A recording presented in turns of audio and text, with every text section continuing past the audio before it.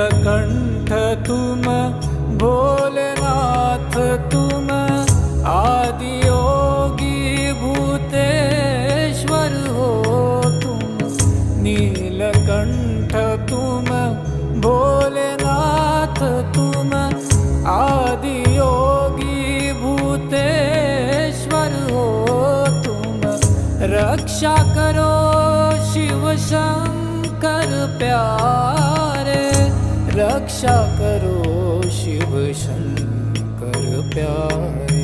शंभो शंकर नमः शिवाय, गिरिजा शंकर नमः शिवाय।